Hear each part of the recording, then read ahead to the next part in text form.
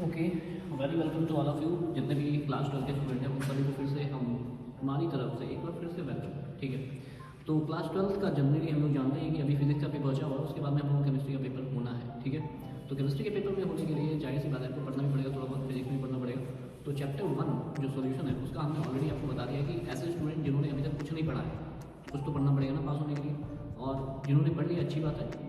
तो जितने भी स्टूडेंट हैं उसमें जो चैप्टर 2 है, आज मैं आपको चैप्टर 2 बताने वाला हूँ कि कौन सा टॉपिक आपको पढ़ना है और यहाँ से क्वेश्चंस आना ही आना है। ठीक है, मतलब यहाँ पे कुछ भी चेंजेस नहीं होने वाले हैं, यानी कि आपको इतना तो पढ़ना ही पड़ेगा अगर आपको पास होना है तो।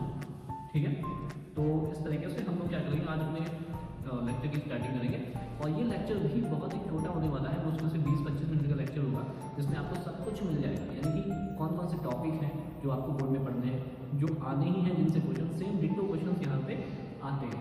ठीक है, तो इस तरीके से हमारी एक पूरी सीरीज चलने वाली है हर एक चैप्टर की। इस लेक्चर को आप अगर देख लेते हैं तो डेफिनेटली आपको एग्जाम में मार्क्स लाने से कोई रोक ही नहीं सकता। ठीक है, तो लेकिन उसके लिए आपको पढ़ना पड़ेगा, जो मैं बता रहा हूँ वो आपको पढ़ना पड़ेगा। और एग्जाम जब आप देकर के आएंगे तो जाहिर सी बात है ये क्वेश्चन जब आप देखेंगे तो आपको रियलाइज़ होगा कि हाँ, जो बताया जाता है वो बिल्कुल सही है। ठीक है, तो हम लोग क्या करेंगे, स्टार्ट करेंगे अपने टॉपिक के साथ में। कौन कौन से टॉपिक आपको पढ़ने हैं, कौन कौन से टॉपिक से क्वेश्चन बनेगा, 100% बनेगा, आपको वो प्रिपेयर कर लेना है। और इलेक्ट्रोकेमिस्ट्री आपका जो बोर्ड में लगभग 8 नंबर का आना है। ठीक है, तो 8 नंबर का एक चैप्टर था। सॉल्यूशन जो है, जो कि हमने ऑलरेडी प्रीवियस वीडियो बना के रखा है, आपने अगर नहीं देखा तो आप जाकर देख सकते हैं। सॉल्यूशन जो है वो भी 8 से 9 नंबर का आता है। ठीक है, तो चलिए स्टार्ट करते हैं टॉपिक्स के साथ में। ओके, तो हम लोग क्या करने वाले हैं, टॉपिक्स को लिखने वाले हैं और टॉपिक्स को लिखने के बाद हम लोग देख लेंगे कि हाँ ये आपको पढ़ना है। ठीक है, तो सबसे पहले तो हम लोग टॉपिक्स के बारे में जान लेते हैं। टॉपिक्स कौन कौन से आपको पढ़ने हैं बोर्ड में। सबसे पहले तो आप क्या करोगे कि इलेक्ट्रोकेमिस्ट्री में जो आपका टॉपिक है वो है गैल्वेनिक सेल। ठीक है, गैल्वेनिक सेल, गैल्वेनिक सेल क्या होता है। ठीक है, गैल्वेनिक सेल क्या होते हैं, पहले मैं टॉपिक लिखता हूँ, उसके बाद हम डिस्कस करने वाले हैं। ठीक है, गैल्वेनिक सेल का एग्जाम्पल होता है डैनियल सेल। ठीक है, और उससे पहले भी आपको इलेक्ट्रोकेमिकल सेल पढ़ना पड़ेगा, इलेक्ट्रोकेमिकल सेल। ठीक है, ये क्या होता है, इलेक्ट्रोकेमिकल सेल क्या होता है। इलेक्ट्रोकेमिकल सेल भी दो टाइप के होते हैं, क्या बोलते हैं, गैल्वेनिक सेल और इलेक्ट्रोलिटिक सेल। ठीक है, दूसरा उसके बाद में आ जाओ, जब डैनियल सेल आप पढ़ लोगे, डैनियल सेल में बहुत सारी चीज़ें पढ़नी है, उसके बाद आप पढ़ोगे इलेक्ट्रोड पोटेंशियल। ठीक है, इलेक्ट्रोड पोटेंशियल क्या होता है भैया, इलेक्ट्रोड पोटेंशियल। ठीक है, उसके बाद में आप लोग पढ़ोगे इलेक्ट्रोकेमिकल सीरीज। इलेक्ट्रोकेमिकल सीरीज क्या होती है, जो एग्जाम में डायरेक्टली डिट्टो क्वेश्चन आते हैं वही क्वेश्चन आपको बताएंगे और यही क्वेश्चन इस पेपर में भी आने हैं। ठीक है, तो बहुत ज़्यादा टेंशन की जरूरत नहीं है, हमारे साथ पढ़ते रहें और एग्जाम में मजे से क्वेश्चन करते रहें। ठीक है, इलेक्ट्रोकेमिकल सीरीज। उसके बाद में और कौन सा, इलेक्ट्रोकेमिकल सीरीज के बाद में जब आप आना तो नर्स इक्वेशन, नर्स इक्वेशन पढ़ लीजिए। ओके, नर्स इक्वेशन के बाद में आपको पढ़ना है, क्या पढ़ना है, नर्स इक्वेशन के बाद में पढ़ना है आपको 1 मिनट, गिब्स फ्री एनर्जी का एक क्वेश्चन होता है। ठीक है, गिब्स फ्री एनर्जी। और मैं आपको बताऊंगा कि 100% क्वेश्चन आता कहाँ से, ये भी बताऊंगा, लेकिन उससे पहले मैं टॉपिक देख रहा हूँ कौन कौन से टॉपिक होते हैं। अच्छा, उसके बाद में आ जाओ आप गिब्स फ्री एनर्जी के बाद में आ जाओ और क्या बोलते हैं, molar conductivity, molar conductivity. Okay, molar conductivity किसके अकॉर्डिंग, एट इनफाइनाइट डाइल्यूशन के अकॉर्डिंग, पोलॉस लॉ भी इसी में। ठीक है, अच्छा, मोलर कंडक्टिविटी 2 टाइप की होती है, वो भी आपको अभी डिस्कस करेंगे। पहले मैं टॉपिक लिख लेता हूँ, उसके बाद में चलेगी हम लोग की बुलेट ट्रेन। ठीक है, तो यहाँ पे मोलर कंडक्टिविटी होगी, उसके बाद में कोलॉस लॉ हो गया, कोलॉस लॉ के बाद में degree of dissociation, degree of dissociation. ठीक है, ये हो गया। उसके बाद में आपको क्या करना है, ड्राई सेल, ड्राई सेल हो गया और लेड स्टोरेज बैटरी।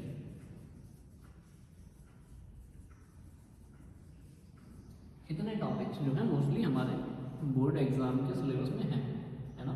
तो ये चीज़ हमको पता होनी चाहिए कि इतने टॉपिक्स हमारे पास हैं और इन्हीं में से क्वेश्चन आने हैं, और वो क्वेश्चन कैसे आएंगे वो हमारी प्रॉब्लम है, हम आपको बताएंगे। बट आपकी प्रॉब्लम ये है कि आपको याद रखना है। ठीक है, तो इसके अलावा कोई क्वेश्चन तो नहीं है। उसके बाद हम देखेंगे अभी और भी क्वेश्चन अभी देखते जाएंगे। मेरे पास एक छोटा सा पेपर है, इसमें मैंने जितने भी प्रीवियस ईयर की बोर्ड के क्वेश्चन को बनाए हैं तो मैं उनको बंदे में डिस्कस करते जाऊँगा और टॉपिक्स भी आपको साथ में बताते जाऊँगा, तो इससे अच्छा है। ठीक है, सबसे पहला जो टॉपिक है हम लोगों का, जो कि देखो सेल क्या होता है, सबसे पहले तो यहाँ सेल क्या होता है, सेल आर द डिवाइसेस जिसमें कि केमिकल एनर्जी इलेक्ट्रिकल एनर्जी में चेंज हो जाती है by the process of the reduction and oxidation, तो उसको हम लोग क्या बोलते हैं, इलेक्ट्रोकेमिकल सेल, है ना। ये सारी डेफिनेशन आपको पता होनी चाहिए। इलेक्ट्रोकेमिकल सेल, ये इसको इलेक्ट्रोकेमिकल सेल बोलते हैं, ठीक है। इलेक्ट्रोकेमिकल सेल की अगर बात करोगे तो यहाँ पे इसके तो इलेक्ट्रोकेमिकल सेल हम लोग जानते हैं, इलेक्ट्रोकेमिकल सेल हम लोगों ने पढ़ा है ऑलरेडी, बता चुके हैं आपको। इलेक्ट्रोकेमिकल यानी डिवाइसेस होती हैं जो इलेक्ट्रिकल केमिकल एनर्जी को इलेक्ट्रिकल एनर्जी में चेंज करते हैं, उनको हम लोग बोलते हैं सेल, ठीक है। और इलेक्ट्रोकेमिकल सेल का मतलब ये होता है कि ये जो इलेक्ट्रोकेमिकल सेल होते हैं इसमें 2 इलेक्ट्रोड होते हैं, इनको मोस्टली हम लोग गैल्वेनिक सेल बोलते हैं, ठीक है। इनको मोस्टली हम लोग क्या बोलते हैं, गैल्वेनिक सेल बोलते हैं। अब गैल्वेनिक सेल क्या होती है, गैल्वेनिक सेल वो डिवाइसेस होती हैं, गैल्वेनिक सेल के बारे में मैं आपको यहाँ पे इमेज के थ्रू बताने का हूँ, ठीक है। गैल्वेनिक सेल वो डिवाइसेस होती हैं जिसमें कि 2 इलेक्ट्रोड्स होते हैं, एक कैथोड और एक एनोड। एनोड जो होता है वो नेगेटिवली चार्ज होता है यानी इलेक्ट्रॉन रिच होता है, और कैथोड जो होता है वो पॉजिटिवली चार्ज होता है, इलेक्ट्रॉन डेफिशिएंट होता है, ठीक है। इसमें क्या होता है कि एनोड पे ऑक्सीडेशन होता है और कैथोड पे हमेशा रिडक्शन होता है, ठीक है। तो इस तरीके से हम लोग गैल्वेनिक सेल के बारे में जान सकते हैं। उसमें क्या होता है कि एक बॉक्स इधर की तरफ देख रहे हो, एक दूसरी तरफ होता है, एक को बोलते हैं रिडक्टिव हाफ सेल, एक को बोलते हैं ऑक्सीडेटिव हाफ सेल, ठीक है। और दोनों ही जो बॉक्स होते हैं, मतलब दोनों जो जैसे डैनियल सेल हमने देखा होगा, 2 कंटेनर होते हैं, दोनों आपस में सॉलिड ब्रिज के थ्रू जुड़े रहते हैं, ठीक है। तो दोनों ही एक ब्रिज लाइक स्ट्रक्चर से जुड़े होते हैं, तो हम लोग सॉलिड ब्रिज बोलते हैं। और इसमें कुछ इलेक्ट्रोलाइटिक सॉल्यूशन होते हैं और प्लस कुछ जेल बना रहता है, ठीक है। तो इस डिवाइसेस को हम लोग क्या बोलते हैं, गैल्वेनिक सेल बोलते हैं। गैल्वेनिक सेल को हम लोग वोल्टेज सेल भी बोलते हैं, इनका दूसरा नाम वोल्टेज सेल भी है, ठीक है। अब क्या होता है, ऐसा गैल्वेनिक सेल जिसमें एनोड जिंक का बना हो, ध्यान से सुनिएगा, ऐसा गैल्वेनिक सेल जिसमें एनोड जिंक बना हो और कैथोड कॉपर का बना हो, तो ऐसे गैल्वेनिक सेल को हम लोग बोल देते हैं डैनियल सेल, ठीक है। समझ आया, ओके। तो डैनियल सेल क्या होता है कि Daniell cell is a type of the galvanic cell in which the anode is made of the zinc and the cathode is made up of the copper, okay. Anode will oxidise मैं सारा diagram जो बता रहा हूँ आपको। Anode क्या होगा, oxidise हो जाएगा, जिंक यानी एनोड जिंक है, zinc will oxidise with zinc double plus, ठीक है। ये सब कहाँ पे होगा, ये सब होगा एनोड पे, जिंक ऑक्सीडेशन हो गया उसका। कैथोड क्या होगा, कैथोड डबल प्लस है तो वो 2 इलेक्ट्रॉन गेन करेगा, वो 2 इलेक्ट्रॉन गेन करके क्या बना देगा, कैथोड कॉपर में कन्वर्ट हो जाएगा। तो इसमें क्या होता है कि जो इलेक्ट्रॉन होते हैं वो एनोड से कैथोड की तरफ मूव करते हैं, ठीक है। इन वेरी इंपॉर्टेंट, एनोड से कैथोड की तरफ इलेक्ट्रॉन का फ्लो होता है। क्वेश्चन डायरेक्टली पूछा गया है एग्जाम में, बोर्ड एग्जाम में डायरेक्टली डैनियल सेल के बारे में पूछा जाता है। तो डैनियल सेल में आपको क्या करेंगे, डैनियल सेल का डायग्राम बनाएंगे, डैनियल सेल की रिएक्शंस कैथोड एनोड पे कौन सी होगी और ओवरऑल रिएक्शन लिखेंगे, ठीक है। तो ओवरऑल रिएक्शन क्या होती है, zinc plus copper double plus reaction zinc double plus plus copper, ठीक है, ये हमारी हो जाती है। अब एग्जाम में ये भी होता है कि फ्लो ऑफ इलेक्ट्रॉन कहाँ से होता है, flow of electron anode to cathode, ठीक है। फ्लो ऑफ करंट क्या होगा, cathode to anode, because flow of electron and current opposite होते हैं एक दूसरे के, ये बात आपको पता होनी चाहिए। आई होप आप जानते होंगे, फिजिक्स में भी काफ़ी ज़्यादा पढ़ा होगा आपने, फिजिक्स में तो पूरा चैप्टर ही इलेक्ट्रिसिटी या इलेक्ट्रिक करंट, ठीक है।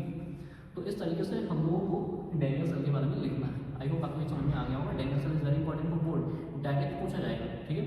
उसके बाद आया इलेक्ट्रोड पोटेंशियल क्या होता है। इलेक्ट्रोड पोटेंशियल का मतलब होता है कि किसी भी ऐसी डिवाइस को हम लोग इलेक्ट्रोड बोलते हैं, ऐसी एलिमेंट को इलेक्ट्रोड बोला जाता है जिसपे या तो ऑक्सीडेशन हो जाए या रिडक्शन हो जाए। किसी भी चीज़ का अगर ऑक्सीडेशन या रिडक्शन हो रहा है तो वो इलेक्ट्रोड बोला जाता है, यानी वो एक इलेक्ट्रोड की तरह काम कर सकता है, ठीक है। इलेक्ट्रोड मतलब होता है कि जिसमें इलेक्ट्रिसिटी पास हो जाए, ठीक है, ओके। सो इसमें क्या होता है कि जब हम किसी भी मेटल की रॉड को इलेक्ट्रोलाइट के सॉल्यूशन में डिप करते हैं तो उसके ऊपर कुछ ना कुछ चार्ज आ जाता है। This charge will be by the oxidation और बाय द रिडक्शन। अगर वो ऑक्सीडेशन के थ्रू चार्ज जनरेट हो रहा है, this is called the oxidation potential, और अगर वो रिडक्शन के थ्रू चार्ज जनरेट हो रहा है, this will called the reduction potential. लेकिन कंबाइनली हम लोगों को क्या बोलते हैं, इलेक्ट्रोड पोटेंशियल। तो electrode potential is a type of the charge which generate on any electrode surface, ठीक है। तो इलेक्ट्रोड पोटेंशियल 2 टाइप का होता है, रिडक्शन पोटेंशियल और ऑक्सीडेशन पोटेंशियल। रिडक्शन पोटेंशियल जो होता है वो ऑक्सीडेशन पोटेंशियल के अपोजिट होता है, ठीक है। एग्जाम्पल के तौर पर जैसे अगर किसी एलिमेंट का रिडक्शन पोटेंशियल जो है, ठीक है, रिडक्शन पोटेंशियल जो है -0.76 है एग्जाम्पल के तौर पर वोल्ट में, तो उसका ऑक्सीडेशन पोटेंशियल क्या हो जाएगा, प्लस का हो जाएगा, ठीक है। बिकॉज इलेक्ट्रोड पोटेंशियल होता है वो 2 टाइप का होता है, ऑक्सीडेशन और रिडक्शन। मैग्नीट्यूड सेम रहेगा, लेकिन मैग्नीट्यूड सेम रहेगा, डायरेक्ट मतलब साइन चेंज हो जाएगा, ठीक है, ओके। इलेक्ट्रोड पोटेंशियल हमने सुन लिया। अब क्या होता है कि जब हमारे पास कई सारे एलिमेंट हैं, बहुत सारे एलिमेंट हैं, मतलब सैकड़ों एलिमेंट है ना, तो सैकड़ों एलिमेंट के इलेक्ट्रोड पोटेंशियल याद करने में, सीक्वेंस बनाने में थोड़ी दिक्कत होती है। तो इससे क्या होता है कि डिफरेंट टाइप के जो इलेक्ट्रोड्स होते हैं उन सभी के इलेक्ट्रोड पोटेंशियल को जब हम इंक्रीजिंग सीक्वेंस में रखते हैं, इंक्रीजिंग सीक्वेंस में जब इलेक्ट्रोड पोटेंशियल को रखा जाता है तो एक सीरीज मिलती है। इस सीरीज को हम लोग बोलते हैं so what is the electrochemical series, board में ये पूछा गया कई बार, ठीक है, तो आप इसको याद कर लेना, ठीक है, अच्छी तरीके से। बोर्ड में डैनियल सेल पूछा गया, बोर्ड में इलेक्ट्रोकेमिकल सेल क्या बोलते हैं, इलेक्ट्रोकेमिकल सीरीज पूछी गई, अभी तक की जो टॉपिक में डायरेक्ट पूछा गया। उसके बाद में ये हो गया, ये हो गया, ये हो गया, इलेक्ट्रोकेमिकल सीरीज भी हो गई। इलेक्ट्रोकेमिकल सीरीज क्या होती है, it is a type of the series which is arrange on the basis of the increasing electro potential of the increasing reduction potential of the different electrodes, ठीक है, this is called the electrochemical series. तो electrochemical series होती क्या है, ये exam में पूछा गया है, ओके। उसके बाद आप आ जाओ, इलेक्ट्रोकेमिकल सीरीज तो पढ़ ली, उसके बाद आ जाओ मोस्ट इंपॉर्टेंट। आप मान के चलिए यहाँ से हर बार एक क्वेश्चन आता है और इस बार भी आना ही है, ठीक है, तो 99% श्योर है, 1% बाई चांस ना है, बट आता है क्योंकि एग्जाम में आएगा, नहीं नस्ट तो आएगा। तो नस्ट इक्वेशन क्या होती है, नस्ट इक्वेशन का मतलब ये होता है कि अगर कोई सेल स्टैंडर्ड कंडीशन पे नहीं बनाया गया, यानी कि उसका कंसंट्रेशन वन मोलर नाम, जितना भी डैनियल सेल जो होता है ये कंसंट्रेशन इसमें फिक्स होता है, वन मोलर कंसंट्रेशन जो होता है, electrodes immersed in one molar aq solution of the copper sulphate, zinc sulphate, वो सब आपको पता है ऑलरेडी, ठीक है, डैनियल सेल एग्जाम में आता है। तो इसमें क्या होता है कि अगर हम किसी भी सेल को प्रिपेयर कर रहे हैं लेकिन उसमें इलेक्ट्रोड्स जो है ना स्टैंडर्ड कंडीशन पे नहीं रखे हैं, तो उस सेल का जो सेल पोटेंशियल है या वोल्टेज है वो उतना नहीं निकलेगा जितना आइडियली बताया गया है। तो फिर कितना निकलेगा, ज़्यादा हो जाएगा या कम हो जाएगा, इस चीज़ को कैलकुलेट करने के लिए नस्ट इक्वेशन का यूज़ किया जाता है, ठीक है। तो नस्ट इक्वेशन जो होती है वो ऐसे कंडीशन पे सेल का वोल्टेज को मेजर करता है जब सेल आइडियल कंडीशन पे नहीं बनाया जाता है, ठीक है, यानी टेम्परेचर कुछ भी हो, एक्सवाइजर कुछ भी होता है। तो यहाँ पे नस्ट इक्वेशन जो होती है this will be the E cell, E cell equals to E naught cell minus 0.059 upon n log concentration in product side ions and concentration in reactant side ions, ठीक है। तो ये नस्ट इक्वेशन होती है। In equation को use करके, इस वाली इक्वेशन को यूज़ करके हम लोग डिफरेंट टाइप के न्यूमेरिकल्स सॉल्व करते हैं और न्यूमेरिकल ही एग्जाम में आता है इस टॉपिक से, ठीक है, ओके। अब ये न्यूमेरिकल कैसा होगा उसको हम लोग एक शॉर्ट के थ्रू आपको बताने वाले हैं, ठीक है। Let's wait for a minute. हम लोग के पास फाइनली ये क्वेश्चन आ गया, मैंने लिख दिया इसे। अब देखो क्या कहते हैं, calculate the EMF of the cell, मतलब इसमें जो कोई सेल बना हुआ है जिसमें इलेक्ट्रोड्स जो है ना, इसमें इलेक्ट्रोलाइट के कितने कंसंट्रेशन में डिप है और उस वाले सेल का वोल्टेज कितना होगा ये हमें बताना है, ठीक है। तो हम लोग क्या करेंगे, इस टाइप के क्वेश्चन के लिए नस्ट इक्वेशन लगाते हैं। तो नस्ट इक्वेशन इक्वल्स क्या होता है, E cell equals to E naught cell minus 0.059 upon n log product की साइड के आयंस, प्रोडक्ट की साइड में जो भी आयंस होंगे वो लिखते हैं। सबसे पहले तो हमें लिखते हैं, लेकिन एक बात हो, आप जो इक्वेशन दी गई है ना उसमें ये देखेंगे कि इलेक्ट्रॉन लॉस कौन कर रहा है, इलेक्ट्रॉन गेन कौन कर रहा है, ठीक है। और दूसरा नंबर ऑफ इलेक्ट्रॉन्स जो लॉस हो रहे हैं और नंबर ऑफ इलेक्ट्रॉन जो गेन हो रहे हैं वो दोनों इक्वल होने चाहिए, ठीक है। जैसे आयरन जो है ना, आयरन जो है वो 2 इलेक्ट्रॉन ले रहा है, जबकि क्रोमियम जो है वो 3 इलेक्ट्रॉन दे रहा है, ठीक है। तो यहाँ पे 1 इलेक्ट्रॉन का गैप आ रहा है, ठीक है, 1 इलेक्ट्रॉन का। तो कहने का मतलब ये है कि इसमें तुम्हें सबसे पहले ये देखना है कि जो इक्वेशन है, मतलब इसमें जो नंबर ऑफ इलेक्ट्रॉन है वो बैलेंस है या नहीं है। तो हमने देखा कि आयरन 2 इलेक्ट्रॉन दे रहा है, ठीक है, आयरन को 2 इलेक्ट्रॉन सॉरी चाहिए और क्रोमियम जो है 3 इलेक्ट्रॉन दे रहा है। तो जब भी 2 और 3 वाला केस होता है तो 3 की जगह पे 2 से मल्टीप्लाई और 2 की जगह पे 3 से multiply, because number of electron balance करने के लिए हमें एलसीएम मेथड लेना पड़ेगा। तो वहाँ पे हमें 3 और 2 से मल्टीप्लाई करनी पड़ेगी। तो जहाँ पे 3 होता है वहाँ 2 से मल्टीप्लाई और 2 की जगह 3 से मल्टीप्लाई हो जाती है। 3Fe है तो यहाँ 3Fe रहेगा, 2Fe है तो यहाँ 2 है, ठीक है। इस तरीके से आपको ये चीज़ सबसे पहले समझ लेनी है, नहीं तो आपको क्वेश्चन जो है वो गलत हो जाएगा, ठीक है। तो अब क्या करोगे, प्रोडक्ट की साइड का आयन, ये प्रोडक्ट की साइड में आयन कौन से हैं, जितने भी आयन होंगे प्रोडक्ट की साइड में सारे लिखने होते हैं, ठीक है। अब इस साइड में तो एक ही आयन है, कौन सा, क्रोमियम, तो क्रोमियम लिखेंगे +3 और उस पर जो नंबर होता है ना ये मल्टीप्लाई होता है, स्टोइकियोमेट्री नंबर, ये पावर में चला जाएगा, तो ये पावर में जाएगा। उसके बाद में ये वाला जो Fe है +2 और इसके ऊपर पावर 3, ठीक है। तो इसको हम लोग क्या लिखेंगे, ई नॉट। अब ये जो ई नॉट सेल होता है ये क्या होता है, ई नॉट सेल का फॉर्मूला होता है ई कैथोड माइनस ई एनोड, है ना। तो कैथोड का पोटेंशियल माइनस एनोड का पोटेंशियल। कैथोड क्या होता है ये कैसे पहचानेंगे, कैथोड जो होता है उसका रिडक्शन होता है, एनोड का ऑक्सीडेशन होता है। तो कैथोड का एनोड का ऑक्सीडेशन होता है, तो ये क्या होगी एनोड, क्यों, क्योंकि ये +3 में जाता है, इसका ऑक्सीडेशन होता है। तो ये एनोड है और ये हमारा क्या है, कैथोड है, ठीक है। तो ई कैथोड माइनस ई एनोड फॉर्मूला होता है। तो कैथोड है हमारा ये कौन सा Fe, ई कैथोड क्या है -0.44, ठीक है, माइनस का 0.74, ठीक है। ये फॉर्मूला हो गया हमारा ई कैथोड माइनस ई एनोड, है ना। उसके बाद में -0.059। अब यहाँ पे नंबर ऑफ इलेक्ट्रॉन कितना यूज़ हो रहा है, यहाँ पे नंबर ऑफ इलेक्ट्रॉन यूज़ हो रहा है 6। क्यों? क्योंकि एक आयरन दे रहा है इलेक्ट्रॉन 2, 3 आयरन कितना देंगे 6, है ना। तो n फैक्टर यहाँ पे 6 आएगा। लॉग क्रोमियम का कंसंट्रेशन कितना है, इसको हम क्या लिखेंगे 10⁻² की पावर कितनी है 2, ठीक है। और इसको हम लोग क्या लिखेंगे 10⁻⁻1, ठीक है, इसकी पावर कितनी है 3, ठीक है। इस तरीके से आपको वैल्यूज रख लेनी है। ये क्वेश्चन कैसे सॉल्व होगा वो मैंने बता दिया है। यानी नस्ट इक्वेशन क्या होती है, नस्ट इक्वेशन के क्वेश्चन कैसे लगने हैं, इस वाले फॉर्मूला से ही लगने हैं, ठीक है। इस वाले फॉर्मूले में आपको क्या पहचानना है, सबसे पहले तो बैलेंस इक्वेशन होनी चाहिए, नंबर ऑफ इलेक्ट्रॉन बराबर होने चाहिए, जितने लॉस उतने ही गेन, ठीक है। उसके बाद में प्रोडक्ट साइड के जितने आयंस होंगे, रिएक्टेंट साइड के जितने आयंस होंगे, उन सभी को हम रख लेंगे। उसके बाद में हमें बस खाली सॉल्व करना है। अब यहाँ पे कुछ लॉग की वैल्यू आपको चाहिए होगी, तो लॉग की वैल्यूज आप याद करके भी जाएँ, अदरवाइज एग्जाम में हो सकता है दे दे, बट आप कोशिश करिएगा कि आप लॉग की वैल्यू याद करके जाएँ, ठीक है। कौन कौन सी लॉग की value, log 2, log 3, log 4, log 5, log 6 तक की याद करो। उसके बाद हमें याद करने की जरूरत नहीं, कोई ऐसे वैसे उल्टी सीधी वैल्यू होती है वो दी जाती है एग्जाम में, ठीक है। ओके, उसके बाद आ जाओ, अब हम नेक्स्ट टॉपिक की तरफ बढ़ते हैं, ठीक है। तो इस तरीके से हम लोगों ने टॉपिक के साथ में एक क्वेश्चन भी कर लिया है। ओके, अब हम अपने नेक्स्ट टॉपिक की तरफ बढ़ते हैं। नेक्स्ट क्वेश्चन के बाद में गिब्स फ्री एनर्जी। अभी जो गिब्स फ्री एनर्जी होती है इसके लिए दो फॉर्मूलाज होते हैं। गिब्स फ्री एनर्जी के लिए दो फॉर्मूलाज होते हैं। पहला तो होता है delta G equals to G0। देखो, एक तो G होता है, एक G0 होता है। स्टैंडर्ड गिब्स फ्री एनर्जी होती है वो डेल्टा G0 होती है, ठीक है। और गिब्स फ्री एनर्जी होती है वो डेल्टा G होती है। तो delta G0 equals to -mf E0 cell, ये फॉर्मूला होता है। मतलब डेल्टा G निकालने के लिए हमको E0 सेल जो है पता होना चाहिए, ठीक है। अब ये G0 है, मतलब स्टैंडर्ड गिब्स फ्री एनर्जी, ठीक है। और क्या होता है दूसरा formula, delta G equals to -2.303 RT nRT log Kc। ये RT log Kc बिकॉज बदमूल के लिए हो जाएगा, RT log Kc। अब ये log Kc क्या होता है, log Kc का मतलब होता है कंसंट्रेशन ऑफ प्रोडक्ट साइड के ions divide by concentration of reactant side के आयंस। ये आपको पता है, मुझे ऑलरेडी बताया हुआ है। ओके, तो ये जो होता है गिब्स फ्री एनर्जी, यानी गिब्स फ्री एनर्जी निकालने के लिए आप दो तरीके हो सकते हैं। log Kc करके तो हो सकता है आपसे इक्विलिब्रियम कांस्टेंट पूछ ले तो यहीं से आएगा, हो सकता है आपसे डेल्टा G पूछे तो इन दोनों में से कोई भी एक फॉर्मूला जो आपके क्वेश्चन में सेट हो जाए वो लगा देता है, ठीक है। उसके बाद में आता है molar conductivity, very important question, ठीक है। मोलर कंडक्टिविटी क्या होती है, मोलर कंडक्टिविटी का मतलब ये होता है कि कोई भी इलेक्ट्रोलाइट है, इलेक्ट्रोलाइट क्या होता है जो पानी में डालने पर ब्रेक हो जाते हैं, उनको हम लोग बोलते हैं इलेक्ट्रोलाइट, ठीक है। तो इलेक्ट्रोलाइट्स जो होते हैं वाटर में जो हम ऐड करते हैं तो वो आयंस में ब्रेक हो जाते हैं, और जब उसमें इलेक्ट्रिसिटी पास करते हैं तो इलेक्ट्रिक करंट फ्लो होने लगता है पूरे सॉल्यूशन में, ठीक है। इनको हम लोग क्या बोलते हैं, इलेक्ट्रोलाइट बोलते हैं। अब ये जो इलेक्ट्रोलाइट्स होते हैं वो कंडक्टर होते हैं इलेक्ट्रिसिटी के, तो इनके लिए जो ना एक टर्म यूज होता है मोलर कंडक्टिविटी, ठीक है।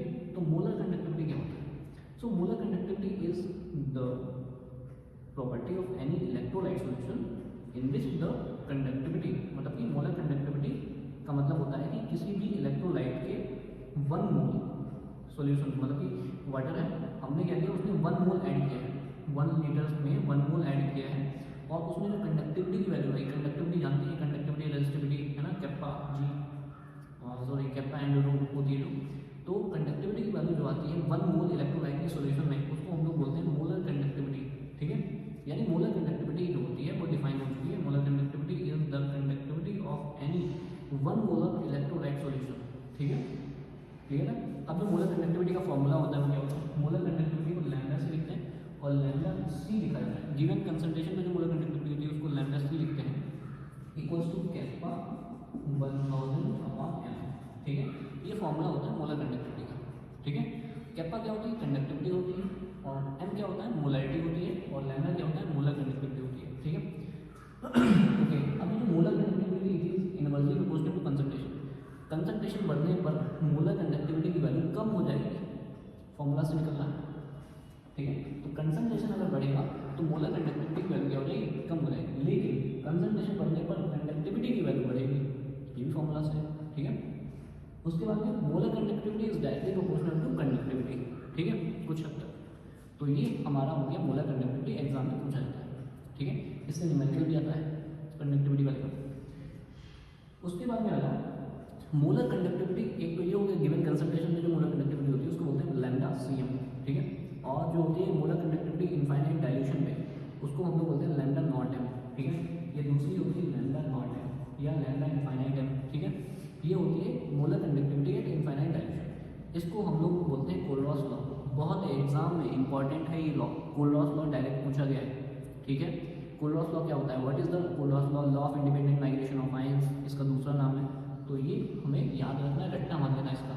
क्या होता है ये होता है according to this law the molar conductivity at infinite dilution of any electrolyte is the sum of the molar conductivity of ions. यानी किसी भी इलेक्ट्रोलाइट की मोलर कंडक्टिविटी इनफाइनाइट डायल्यूशन पे उसके आयंस की मोलर कंडक्टिविटी का सम होती है, ठीक है। जैसे हमारे पास में एग्जांपल है, मैं यहाँ पे लिखूँ NaCl है, तो NaCl की मोलर कंडक्टिविटी निकालेंगे तो उसको हम लोग लिखेंगे मोलर कंडक्टिविटी ऑफ NaCl।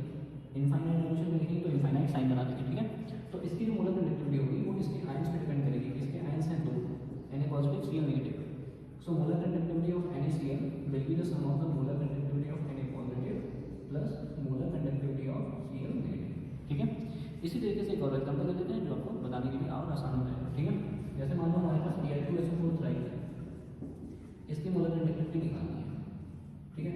तो इसकी मोलर कंडक्टिविटी हो जाएगी 2 times of molar conductivity of aluminium, because 2 aluminium मिलेंगे, एक को सॉल्यूशन में 2 एल्यूमिनियम मिलेंगे, और सल्फेट मिलेंगे तो 3 time of the molar conductivity of sulphate, ठीक है। तो इस तरीके से हमको law of independent migration of ions, जिसको हम लोग बोलते हैं कोलरॉस लॉ, वो हमको याद रखना है, एग्जाम में पूछा गया है वही, तो हम छोड़ नहीं सकते हैं, ठीक है। इस तरीके से और कौन से क्वेश्चन हैं जो एग्जाम में डायरेक्ट क्वेश्चन पूछेंगे, मैं उनके बारे में बता रहा हूँ, डायरेक्ट क्वेश्चन नहीं पूछेंगे, ठीक है। उसके बाद वीडियो के एंड में मैं इसमें कुछ फोटोज पेस्ट करूँगा इस चैप्टर के, ठीक है। इस चैप्टर के most important multiple time repeated question इसी वीडियो के एंड पे स्क्रीन पे यहाँ पे आ जाएंगे, ठीक है। उन क्वेश्चंस को आप रिवाइज करो, कैसे भी करो, प्रिपेयर करो, कुछ भी करो, XYZ आपकी प्रॉब्लम है, लेकिन आपको करना पड़ेगा ये अगर मार्क्स करने तो, ठीक है। उसके बाद में आता है degree of dissociation. Degree of dissociation का मतलब होता है कि तुम सिंपल से लैंग्वेज में याद करो, डिग्री ऑफ डिसोसिएशन का मतलब होता है कि कितना मॉलिक्यूल डिसोसिएट हो गया, ठीक है। इसको हम लोग अल्फा से रिप्रेजेंट करते हैं, और अल्फा इक्वल्स टू होता है lambda Cm upon lambda not या लैम्डा इनफाइनाइट, ये होता है डिग्री ऑफ डिसोसिएशन। तो अगर आपको कोई भी न्यूमेरिकल ऐसा दिया है जिसमें डिग्री ऑफ डिसोसिएशन पूछ रहा है, तो इसका मतलब आपको वहाँ पे पहले क्या निकालना पड़ेगा, लैम्डा Cm निकालना पड़ेगा और लैम्डा नॉट भी निकालना पड़ेगा, उसके बाद में डिग्री ऑफ डिसोसिएशन निकालना जा सकता है, डायरेक्ट डिग्री ऑफ डिसोसिएशन नहीं आता है, ठीक है। उसके बाद में अगर ड्राई सेल और स्टोरेज सेल, ड्राई सेल भी एग्जाम में डायरेक्ट पूछा गया है, और लेड स्टोरेज बैटरी तो आपको छोड़नी ही नहीं है, ठीक है। मैं आपको बता दे रहा हूँ ड्राई सेल क्या होता है। जब ड्राई सेल होता है वो एक तरीके का इसको लैग्रांज सेल भी बोलते हैं। इसमें क्या होता है कि एक ब्लैक रॉड होती है और उसके चारों तरफ पेस्ट लगा होता है ammonium chloride plus manganese oxide, manganese dioxide का, ठीक है। और उसमें जिंक क्लोराइड भी ऐड कर दिया जाता है, तो इन सब का पेस्ट होता है, ठीक है। इसमें क्या होता है, जिंक कंटेनर होता है, जिंक कंटेनर के अंदर एक ब्लैक कार्बन की रॉड पड़ी होती है, उसके चारों तरफ पेस्ट होता है। इसमें जिंक जो होता है वो एनोड की तरह काम करेगा, और जो आपका कार्बन होता है वो कैथोड की तरह काम करेगा, ठीक है। तो इस तरीके से यहाँ पे जो केमिकल रिएक्शंस होती हैं ड्राई सेल में, सबसे पहले तो अगर ड्राई सेल आएगा उसका डायग्राम बनाएंगे। डायग्राम बनाने के बाद आप उसमें जो केमिकल रिएक्शन होगी एनोड पे और कैथोड पे वो बनाएंगे, वो कौन सी हो रही है, ठीक है। जिंक से जिंक डबल पॉजिटिव, और मैग्नीज ऑक्साइड चेंज होता है मैग्नीज हाइड्रोक्साइड में, है ना, MnOH में चेंज हो जाता है। उसके बाद में इसमें एक अमोनिया गैस की प्रॉब्लम होती है, अमोनिया गैस अगर बनी तो सेल ब्लास्ट हो जाएगा, तो उसको प्रिवेंट करने के लिए जिंक क्लोराइड ऐड कर दिया जाता है। जिंक क्लोराइड क्या करेगा, इस अमोनिया गैस को कंज्यूम करेगा और सेल में गैस जो बन रही है उसको कंज्यूम करके यूज़ कर देगा, इससे सेल ब्लास्ट नहीं होता है, ठीक है। ओके, उसके बाद में बात नेक्स्ट है वो है lead storage battery. Lead storage battery क्या होती है, लेड स्टोरेज बैटरी मतलब जिसमें कि लेड एनायन होता है, मतलब एनोड होता है। लेड स्टोरेज बैटरी आपको दिखाई जाएगी साइड में। तो लेड स्टोरेज बैटरी में क्या होता है कि ये एक तरीके का इलेक्ट्रोलिटिक सेल होता है, ठीक है। इसमें लेड एनोड होता है और लेड ऑक्साइड कैथोड होता है, ठीक है। और ये दोनों ही इलेक्ट्रोड्स कैथोड और anode 38% aqueous solution of H2SO4 में डिप्रेस है, ठीक है। इसमें क्या होता है कि जब इलेक्ट्रिसिटी स्टोर की जाती है, मतलब कि BC फॉर्म में स्टोर की जाती है, तो एनोड जो होता है ना वो ऑक्सीडाइज हो जाएगा, यानी Pb जो है ऑक्सीडाइज हो जाएगा Pb डबल प्लस में, ठीक है। और ये कन्वर्ट हो जाता है PbSO4 में, ठीक है। ये हो गई हमारी एनोड की रिएक्शन, ओके। दूसरी तरफ होता है कैथोड की रिएक्शन। इसमें क्या होगा, PbO2 जो होता है वो H2SO4 के आयंस और प्लस H+ से रिएक्ट करके PbSO4 बना देगा, और प्लस जो 2 इलेक्ट्रॉन निकले थे ना एनोड की तरफ से वो यूज़ कर लेगा, ठीक है। इस तरीके से PbO2 भी PbSO4 में चेंज हो जाएगा, ओके। अब क्या होगा, ओवरऑल बैलेंस रिएक्शन। ये जो हम लोग रिएक्शन लिखे ना Pb जो है PbSO4 में चेंज हो रहा है, ये है डिस्चार्जिंग रिएक्शन।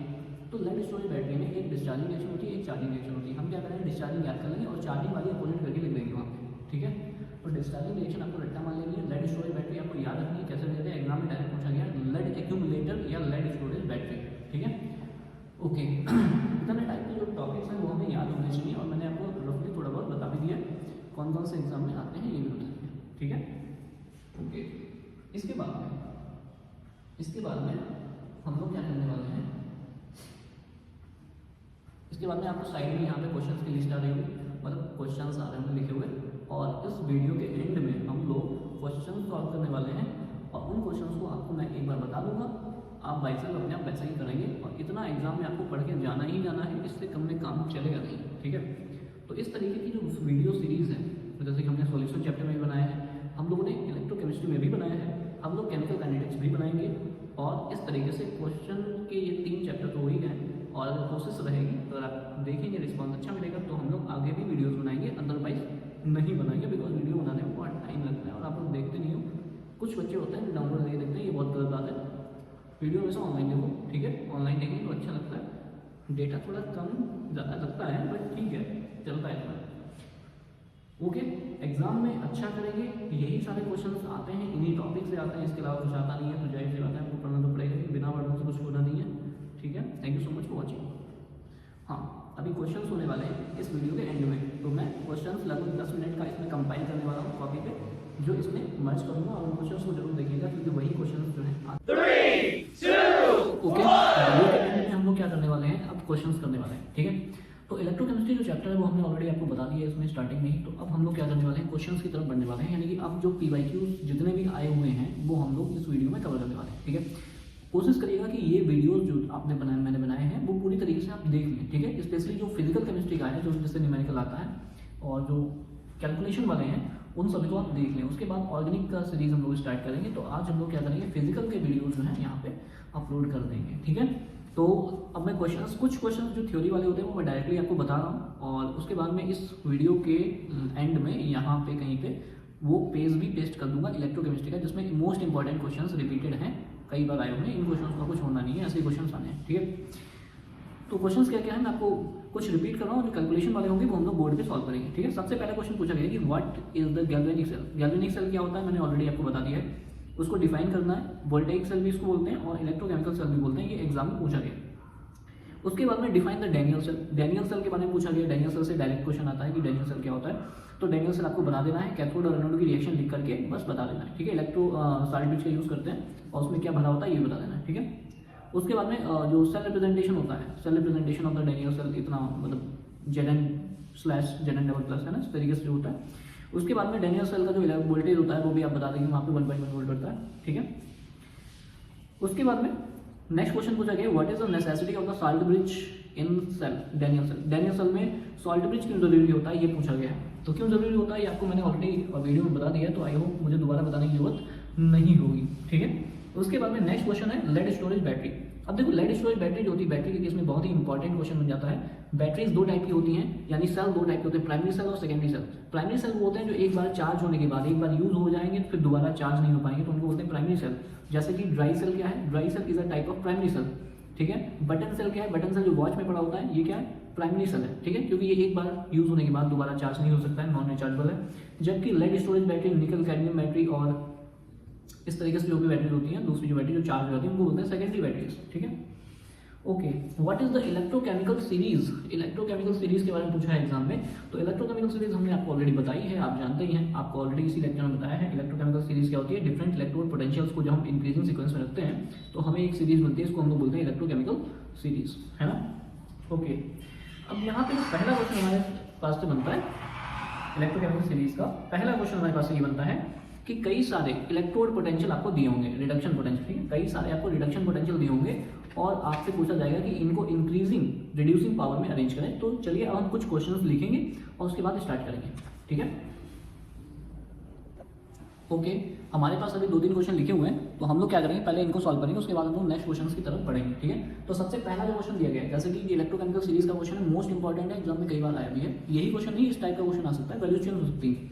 इसमें क्या करा है कि arrange the on the basis of the standard electrode potential, electrode potential के बेस पे arrange the following in increasing reducing nature. मतलब कि रिड्यूसिंग कैरेक्टर को इंक्रीज करते हुए सीक्वेंस में इनको रखना है, मतलब किसका रिडक्शन पोटेंशियल ज़्यादा होगा, मतलब किसका रिड्यूसिंग पावर ज़्यादा है, किसका रिड्यूसिंग पावर कम।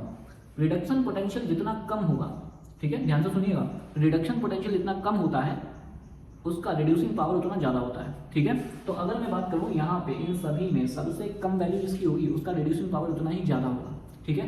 तो नेगेटिव की वैल्यू जितनी ज़्यादा बड़ी होती है वो उतनी ही छोटी होती है ना। रिडक्शन पोटेंशियल में देखना है कि ये वैल्यू नेगेटिव में सबसे बड़ी है, इसका मतलब ये वैल्यू सबसे कम है, ठीक है। तो जिसका रिडक्शन पोटेंशियल सबसे कम उसका रिड्यूसिंग पावर उतना ज़्यादा। तो एक नंबर पे ये आ जाएगा, सबसे ज़्यादा इसका है, उससे कम किसका होगा, उससे कम इसका होगा सेकेंड का, उससे ज़्यादा वैल्यू होगी तो उससे कम हो जाएगा। तो उससे ज़्यादा वैल्यू अब नेगेटिव वाले की ये बची हुई है तो ये 3 नंबर पे हो जाएगा।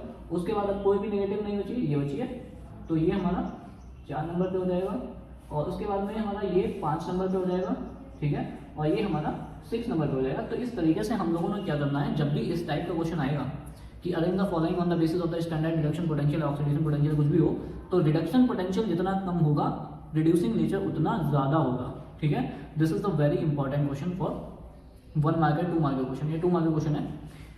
उसके बाद में सेकंड न्यूमेरिकल दिया गया है, क्या कह रहा है आपसे, ये कह रहा है कि डेल्टा जी नॉट और केसी निकालो। डेल्टा जी निकालने के लिए दो फॉर्मुलेज होते हैं, एक तो delta G equals to minus NFE naught cell और दूसरा delta G equals to minus 2.03 RT log KC, है ना, ये होता है। तो हमने दोनों फॉर्मुलाज पढ़े। तो हम क्या करेंगे, सबसे पहले तो देखेंगे कि delta G naught equals to minus NFE naught cell, है ना, और दूसरा होता है delta G naught equals to minus 2.303 RT log KC, है ना, RT log केसी, ये होता है फॉर्मूला। तो हम पहले कौन सा फॉर्मूला लग सकते हैं, देखो इस वाले फॉर्मूले को तो हम यूज नहीं कर सकते क्योंकि यहाँ पे दो वेरिएबल निकालने पड़ेंगे, ठीक है। तो हम सबसे पहले लगाएंगे delta G equals to NFE। तो n क्या होता है, नंबर ऑफ इलेक्ट्रॉन यूज्ड, कितने इलेक्ट्रॉन गेन एंड लॉस हो रहे हैं। तो आप कैसे निकालोगे, देखो कैडमियम जो है ना, कैडमियम को 2 इलेक्ट्रॉन चाहिए, क्यों, क्योंकि यहाँ पे प्लस 2 इलेक्ट्रॉन हुए हैं, इसको अगर 2 इलेक्ट्रॉन मिलेंगे तो ये कैडमियम में चेंज हो गया होगा, तो 2 इलेक्ट्रॉन इसको चाहिए थे, ठीक है। जिंक ने क्या किया, जिंक ने 2 इलेक्ट्रॉन दिए हैं, इसका मतलब इलेक्ट्रॉन का लेन देन बराबर हो रहा है। तो इलेक्ट्रॉन जब बैलेंस है तो एन फैक्टर वही होता है, यानी यहाँ पे एन फैक्टर कितना होगा, 2 होगा, ठीक है। तो एन फैक्टर यहाँ पे 2 हो जाएगा। फैराडे की वैल्यू आपको पता है 96,500। और ई नॉट सेल कैसे आता है, ई नॉट सेल आता है इलेक्ट्रोड पोटेंशियल दिया होता है उसकी हेल्प से। अब ई नॉट सेल का फॉर्मूला क्या होता है, ई कैथोड माइनस ई एनोड, ठीक है। अब एनोड और कैथोड में पहचानेंगे। एनोड का होता है ऑक्सीडेशन, तो ऑक्सीडेशन किसका हो रहा है, ऑक्सीडेशन का मतलब लॉस ऑफ इलेक्ट्रॉन जो करे, तो लॉस ऑफ इलेक्ट्रॉन कौन कर रहा है, जिंक। तो जिंक क्या है, एनोड, कैडमियम क्या है, कैथोड, समझ गए। मतलब जो इलेक्ट्रॉन लॉस करता है उसका ऑक्सीडेशन होता है, उसको एनोड माना जाता है, ठीक है। सो ई कैथोड माइनस ई एनोड जब लगाओगे तो ई कैथोड माइनस ई एनोड, कैथोड कौन सा है, ये है ई कैथोड। सो यहाँ से हम लोग क्या निकाल लेंगे, ई नॉट सेल निकाल लेंगे। ई कैथोड माइनस 0.403 माइनस ई एनोड 0.76, ठीक है। अब क्या होता है, यहाँ तो 0.403 रहेगा लेकिन माइनस माइनस प्लस हो जाएगा, प्लस का 0.76, ठीक है। तो कितना बचेगा, प्लस का 0.36, है ना। तो ये हमारा ई नॉट सेल आ गया है। ई नॉट सेल को हम यहाँ रख लेंगे इस वाले फॉर्मूले में 0.36 मल्टीप्लाई करा लेंगे, यहाँ से हमारी क्या आ जाएगी, डेल्टा जी आ जाएगी। डेल्टा जी की यूनिट भी लिखनी है, जैसे यहाँ पे कोई हमने मल्टीप्लाई करा के वैल्यू लिख दी, उसके बाद में इसकी यूनिट क्या लिखेंगे, जूल, ठीक है। Unit is very important. Delta G की वैल्यू क्योंकि एनर्जी होती है और एनर्जी की यूनिट हमेशा क्या होती है, जूल होती है। तो यहाँ पे हमारे पास डेल्टा जी की वैल्यू क्या होगी, जूल होगी, ठीक है। उसके बाद में हम क्या करेंगे, ये जो डेल्टा जी की वैल्यू निकली है उसको हम सेकंड वाले फॉर्मूला में रख लेंगे। डेल्टा जी को माइनस 2.03 RT log केसी, वहाँ से केसी निकल आएगा। तो log केसी तक ही छोड़ देना, अगर log केसी की वैल्यू दी है तो रख देंगे, नहीं तो फिर हम log केसी तक ही छोड़ देंगे, ठीक है। आई होप आपको समझ में आ रहा होगा। उसके बाद नेक्स्ट क्वेश्चन देखते हैं। This is most important question for the board exam, ठीक है। क्या होता है इसमें, नस्ट इक्वेशन होती है। नस्ट इक्वेशन में हमसे क्या पूछा जाएगा, ईएमएफ पूछा जाएगा, ईएमएफ या सेल पोटेंशियल पूछा जाएगा, ठीक है। कैसे निकालते हैं सेल पोटेंशियल, बात तो ये है। तो सेल पोटेंशियल निकालने के लिए फॉर्मूला होता है E cell equals to E naught cell minus 0.059 upon N factor log product की साइड के आयंस जितने भी हों प्रोडक्ट की साइड के आयंस। तो हमारी तरफ इस वाली में एक ही आयन है, कौन सा, क्रोमियम, तो क्रोमियम लिख लेंगे, ओके। और इधर कौन सा आयन है, आयरन, आयरन लिख लेंगे। लेकिन यहाँ सबसे पहले इस क्वेश्चन को सॉल्व करने से पहले हम देख लेंगे कि जो हमें केमिकल रिएक्शन दी है उसमें इलेक्ट्रॉन का लेन देन बराबर है कि नहीं है, ठीक है। तो देखते हैं, तो यहाँ पे देखो क्रोमियम जो है ना, क्रोमियम +3 में चेंज हो रहा है, इसका मतलब इसने 3 इलेक्ट्रॉन दे दिए हैं, है ना, 3 इलेक्ट्रॉन इसने दान कर दिए इसने अपने 3 इलेक्ट्रॉन। लेकिन अब 3 इलेक्ट्रॉन यूज भी होने चाहिए, बराबर होने चाहिए, ठीक है। तो यहाँ पे आयरन जो है वो 2 ही इलेक्ट्रॉन ले रहा है यार, मतलब इलेक्ट्रॉन 3 निकल रहा है लेकिन यूज 2 ही हो रहा है, इसका मतलब इलेक्ट्रॉन बैलेंस नहीं है। तो आप क्या करोगे, इलेक्ट्रॉन को बैलेंस करोगे। सबसे पहली बात। तो इलेक्ट्रॉन आप किस नंबर से मल्टीप्लाई करो कि बैलेंस हो जाए? तो अगर हम 2 की जगह पे 3 से मल्टीप्लाई, 2 3 6 और 3 की जगह पे 2 से मल्टीप्लाई, 3 2 6, तो नंबर ऑफ इलेक्ट्रॉन जितने निकलेंगे उतने ही नंबर ऑफ इलेक्ट्रॉन यूज हो जाएंगे। इसका मतलब इलेक्ट्रॉन बैलेंस हो जाएंगे। तो इसका मतलब हम क्या करेंगे, मल्टीप्लाई करेंगे इक्वेशन में। 2 वाली जगह पे 3 से मल्टीप्लाई, 3 वाली जगह पे 2 से मल्टीप्लाई, है ना, यहाँ 2 से मल्टीप्लाई। समझ में आया? अब क्या करोगे, जब आपने यहाँ पे प्रोडक्ट और रिएक्टेंट लिखे हैं तो यहाँ पे देखो प्रोडक्ट की साइड में जो आयन है उसके आगे स्टोइचियोमेट्रिक कोएफिशिएंट आ गया है, उसको हम क्या करेंगे, पावर में ले लेंगे। यहाँ पे स्टोइचियोमेट्रिक कोएफिशिएंट आया, पावर में ले लेंगे। ठीक है, इस तरीके से आप कैलकुलेट कर लोगे। अब ई कैथोड माइनस ई एनोड, कैथोड कौन सा है यहाँ पे, कैथोड यहाँ पे आयरन है और एनोड यहाँ पे क्रोमियम है। तो क्रोमियम ई कैथोड, कैथोड की वैल्यू कितनी है, यहाँ पे सारी वैल्यू दी हुई है। तो यहाँ पे कैथोड की वैल्यू है 0.44 माइनस ई एनोड 0.74। ठीक है, क्लियर है? उसके बाद में 0.059 अपॉन एन फैक्टर आएगा 6 और लॉग ये कंसंट्रेशन इसका दिया है 0.01। 0.01 को हम क्या लिख सकते हैं, 10 टू पावर -2 लिख सकते हैं। ठीक है, तो 10 टू पावर -2 लिखेंगे सीधे, 10 टू पावर -2 की पावर कितनी है, 2। उसके बाद में Fe की क्या है, 10 टू पावर -1, 10 टू पावर -1 और पावर कितनी, 3। ठीक है, तो इस तरीके से ये 3 हो जाएगा, ये 4 हो जाएगा, तो यहाँ पे बचेगा 1 और इस तरीके से आप कैलकुलेट कर लेना तो ई सेल आ जाएगा हमारा। ठीक है, तो नस्ट इक्वेशन के क्वेश्चन जो होते हैं इस तरीके से सॉल्व होंगे। प्रॉब्लम कहाँ पे आ सकती है, प्रॉब्लम आ सकती है आपकी इक्वेशन में। सबसे पहले इक्वेशन में देखेंगे कि इलेक्ट्रॉन बैलेंस है कि नहीं है। इलेक्ट्रॉन बैलेंस है, फॉर्मूला लगाएंगे, वैल्यूज रखेंगे, उसके बाद जो ई सेल आएगा वो किस में आएगा, वोल्टेज है भैया, वोल्टेज हमेशा वोल्ट में आता है, सिंपल सी बात है। उसके बाद हम लोग नेक्स्ट क्वेश्चन की तरफ बढ़ने वाले हैं। ओके, तो हम लोग के पास कुछ नए क्वेश्चन आ रहे हैं, तो हम लोग क्या करेंगे, वन बाय वन को सॉल्व करने वाले हैं। सबसे पहला क्वेश्चन देखो, ये क्या कह रहा है, एग्जाम में ऐसे ही क्वेश्चन आया है, मैं वैसे ही बता रहा हूँ आपको। ठीक है, what is Kohlrausch law? Kohlrausch law बहुत इंपॉर्टेंट है, लिमिटिंग मोलर कंडक्टिविटी को एक्सप्लेन करता है, या molar conductivity at infinite dilution को ये एक्सप्लेन करता है, किसी भी इलेक्ट्रोलाइट की molar conductivity at infinite dilution. ठीक है ना, molar conductivity at infinite dilution is the sum of the molar conductivity of ions, ये बोला गया है कोलॉस लॉ में। इसको law of independent migration of ions भी बोलते हैं। ठीक है, उसके बाद सेकंड क्वेश्चन क्या कह रहा है कि draw a graph for the dilution of the strong and weak electrolyte molar conductivity infinite. Infinite dilution पे जो ग्राफ बता रहा है बहुत इंपॉर्टेंट है, कई बार पूछा गया है। तो इसका जो ग्राफ होता है कुछ इस तरीके का होता है, आप लोगों ने देखा होगा, मैं इस कोने में बना रहा हूँ। ठीक है, तो यहाँ पे कंडक्टिविटी एक स्ट्रेट लाइन स्लोप होती है, एक ऐसी होती है। ठीक है, इस तरीके का ग्राफ आपने देखा होगा, और यहाँ पे कंसंट्रेशन होगा, है ना, और ये मोलर कंडक्टिविटी की वैल्यू होगी, molar conductivity at infinite dilution, ये √c करके 1/√c ऐसे दिया होगा। ठीक है, तो ये हमारा जो है डी वाई हैकल करके जो होता है वो लॉ है, और इसमें मोलर कंडक्टिविटी जो होती है वो घटती है।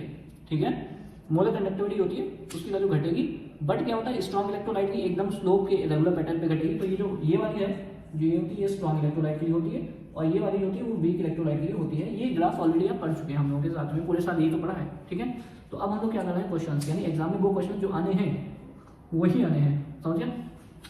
उसके बाद में क्या पूछा है कि what is the limiting molar conductivity. यहाँ पे आपको लिमिटिंग मोलर कंडक्टिविटी को डिफाइन करना है, डेफिनेशन की फॉर्म में लिखना है। कैसे लिखेंगे आप, लिमिटिंग मोलर कंडक्टिविटी या molar conductivity at infinite dilution, एक ही नाम है दोनों के। ठीक है, सो molar conductivity at infinite dilution का मतलब होता है कि व्हेन द मोलर कंडक्टिविटी, है ना, so molar conductivity of any electrolyte at infinite dilution is the molar conductivity of is the sum of the molar conductivity of ions. ठीक है, तो इनफाइनाइट डाइल्यूशन पे मोलर कंडक्टिविटी क्या होती है, किसी भी इलेक्ट्रोलाइट की इनफाइनाइट डाइल्यूशन पे मोलर कंडक्टिविटी जो होती है वो उसके आयंस की मोलर कंडक्टिविटी का सम होती है, यही बोली जाती है molar conductivity at infinite dilution या लिमिटिंग मोलर कंडक्टिविटी, यही इसी का नाम है, दोनों इसी के नाम है। ठीक है, उसके बाद में न्यूमेरिकल देखते हैं, यहाँ पे इंपॉर्टेंट है और एग्जाम में आता भी है, तो हम लोग इसको छोड़ नहीं सकते हैं। ठीक है, okay, calculate the dissociation constant, degree of dissociation alpha of the acetic acid. ये इसकी लैंग्वेज आप बहुत इंपॉर्टेंट है, लैंग्वेज जरूर पढ़िएगा। ठीक है, calculate the degree of dissociation, यानी कि अल्फा निकालना है आपको, जो चीज़ें आपको गिवन है, जो चीज़ें आपको कैलकुलेट करनी है वो पहले लिख लेंगे, न्यूमेरिकल सॉल्व करने का तरीका यही होता है। ठीक है, if the molar conductivity is, molar conductivity जो है ना वो दी गई है कितनी, 39.05, मतलब कि इसकी मोलर कंडक्टिविटी, जब सिर्फ मोलर कंडक्टिविटी बोला जाए इसका मतलब है मोलर कंडक्टिविटी गिवन कंसंट्रेशन, मतलब लैम्डा सीएम है। ठीक है, या लैम्डा एम है, ये नॉट वाली नहीं है, ये लैम्डा एम है सिर्फ। ठीक है, तो लैम्डा एम है ये कौन सी, कंसंट्रेशन पे कितनी है, 39.05 Simon centimetre square mole inverse. ठीक है, उसके बाद में क्या कह रहा है कि डिग्री ऑफ डिसोसिएशन हमको चाहिए। अब डिग्री ऑफ डिसोसिएशन हमको जो है ना उसके लिए फॉर्मूला पता होना चाहिए। डिग्री ऑफ डिसोसिएशन जो होता है it is lambda CM upon lambda naught M या लैम्डा इनफाइनाइट एम। है ना, ये होता है फॉर्मूला। हमें लैम्डा सीएम तो दिया है, ये जो दिया है ना लैम्डा सीएम, ये क्वेश्चन बहुत इंपॉर्टेंट है, आपको कंफ्यूज कर सकता है कभी लैंग्वेज की फॉर्म में कि मोलर कंडक्टिविटी अगर सिर्फ लिखा है तो लैम्डा सीएम होता है, ठीक है। उसके बाद में देखो यहाँ पे 2 आयंस की मोलर कंडक्टिविटी दे दी है और ये कंपाउंड कौन सा है, एसिटिक एसिड है। तो एसिटिक एसिड की जो मोलर कंडक्टिविटी इनफाइनाइट डाइल्यूशन पे आती है वो कैसे आती है, वो हमको चाहिए भी होगी तभी हमें अल्फा मिलेगा, ठीक है। तो वो हमको मिलेगी molar conductivity at infinite dilution of acetic acid is the molar conductivity of H plus molar conductivity of acetate minus ion, है ना, यही तो होता है। तो इन दोनों को हम जोड़ लेंगे तो 40.9 प्लस 349.5, ठीक है। तो 349.5 और 40.9 को अगर हम जोड़ेंगे तो ये 14 हो जाएंगे, 10 9 3, ठीक है, 390.4। तो यहाँ पे 309.05 डिवाइड बाई 390.4, ठीक है। ये हमने वैल्यूज रख दी, तो ये हमारी जो जोड़ के आई है वो 390.4 आई है, ठीक है। तो ये क्या है, ऑलमोस्ट 10 टाइम्स ही तो है। कैलकुलेशन बहुत इंपॉर्टेंट है, ध्यान से करना, समझ में आया। तो 39.05 दिस इज ऑलमोस्ट 10 टाइम्स, है ना, ये 10 टाइम्स ही तो है इसका। सो 1/10 mean 0.1। So degree of dissociation कितना आ गया, 0.1। अगर परसेंटेज में पूछा जाए तो हम क्या करेंगे, मल्टीप्लाई विद 100, ठीक है। तो 100 से मल्टीप्लाई करेंगे तो 10% आएगा डिग्री ऑफ डिसोसिएशन, ठीक है। आई होप आपको ये क्लियर हो गया होगा, ऐसा क्वेश्चन इंपॉर्टेंट है।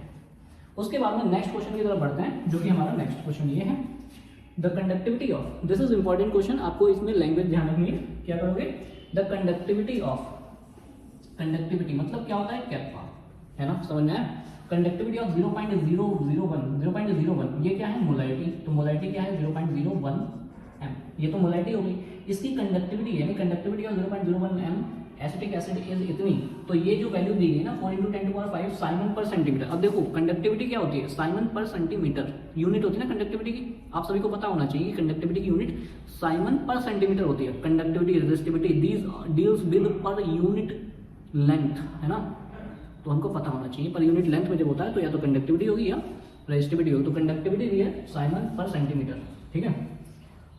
तो यहाँ पे कैप्पा की वैल्यू है 4 × 10⁵। यही आपको पहचानना इंपॉर्टेंट है कि कौन सी वैल्यू गिवन है न्यूमेरिकल में, और खास तौर से इस वाले न्यूमेरिकल में, ठीक है। तो यहाँ पे conductivity of 0.01 m acetic acid is 4 × 10⁵। Calculate the dissociation constant, dissociation constant calculate करना है, मतलब Ka निकालना है। डिसोसिएशन कांस्टेंट क्या होता है, Ka होता है। उसके बाद में क्या कह रहा है, if the molar conductivity at infinite dilution, infinite dilution पे अगर मोलर कंडक्टिविटी, तो इनफाइनाइट डाइल्यूशन पे मोलर कंडक्टिविटी को क्या लिखते हैं, लैम्डा नॉट m, है ना।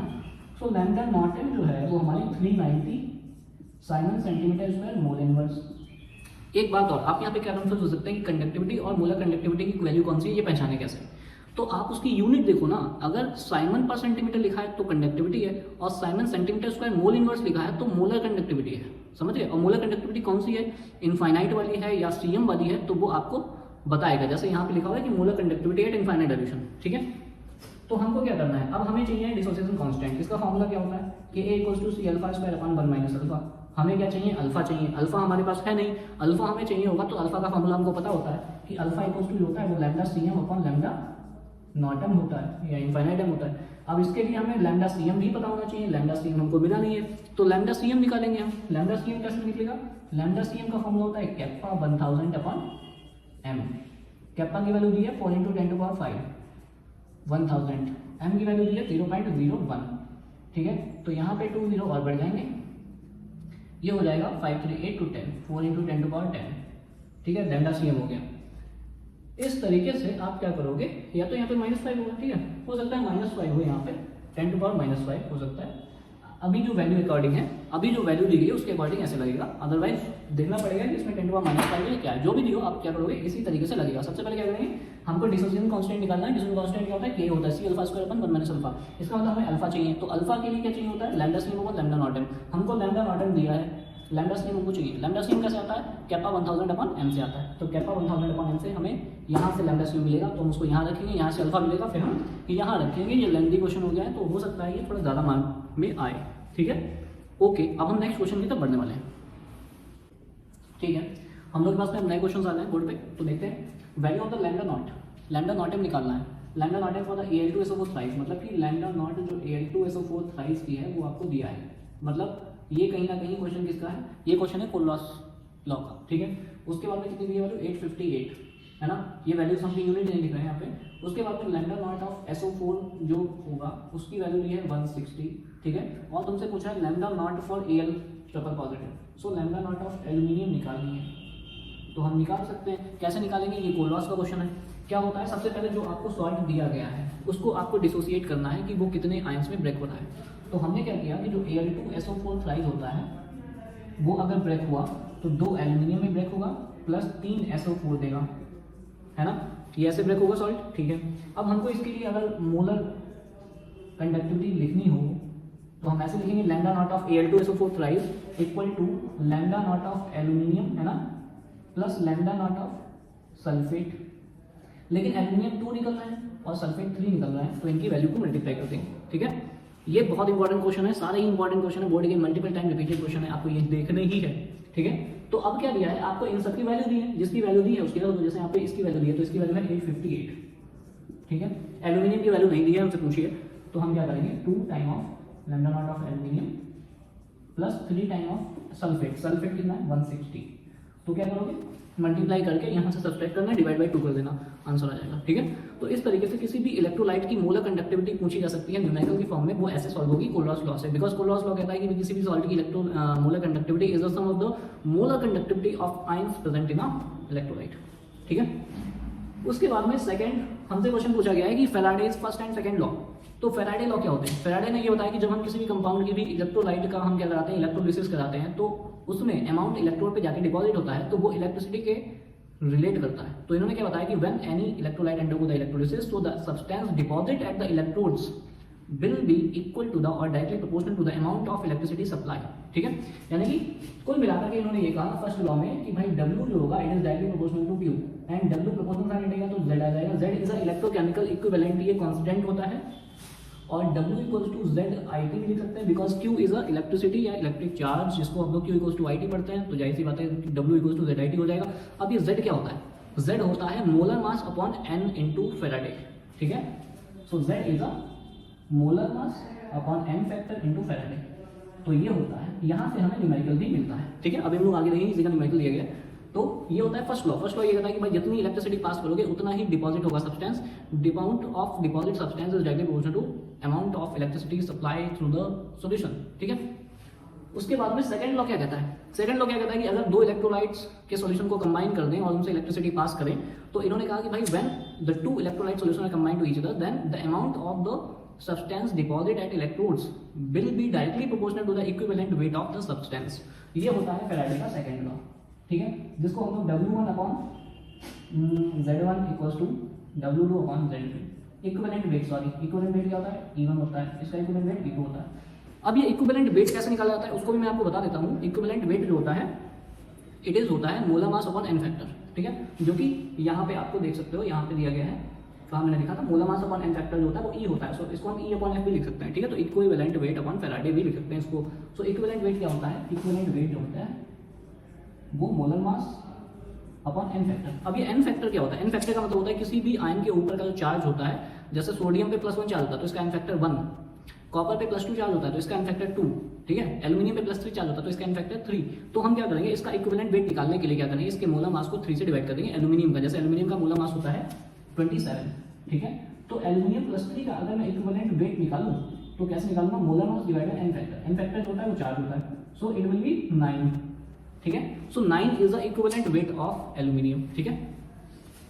उसके बाद में हम लोग क्या करेंगे, नेक्स्ट क्वेश्चन की तरफ बढ़ेंगे जो कि ये है, और सेम डिट्टो ये है। तो इन दोनों में से मैं आपको कोई एक क्वेश्चन कराऊंगा, दूसरा आप बाय सेल्फ करोगे, ठीक है। इस तरीके से साथ ही हम लोगों के इलेक्ट्रोकेमिस्ट्री जो चैप्टर है ना पूरी तरीके से एकदम ध्वस्त हो चुका है, आप इसको एक बार जरूर देखिएगा।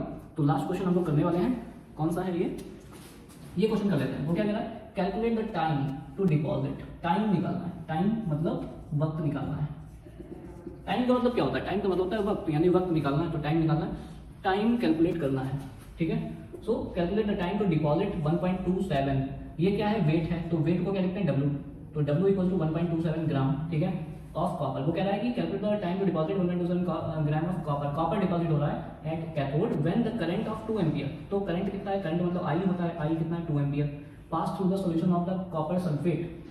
अगर कॉपर सल्फेट का मोलर मास इतना है, मोलर मास दिया है 63.5, ठीक है। तो हमको क्या ढूंढना है, सबसे पहले तो ये क्वेश्चन कहाँ का है ये पता होना चाहिए। ये है फैराडे लॉ का क्वेश्चन। फैराडे लॉ का क्वेश्चन है तो W इक्वल्स टू ZIT लगेगा। तो W इक्वल्स टू ZIT। अब Z क्या होता है? Z is the equivalent weight. Equivalent weight क्या होता है? Molar mass divide by n factor into Faraday into I into T। ये हमारा पूरा फॉर्मूला हो गया, ये पूरा फॉर्मूला बन गया।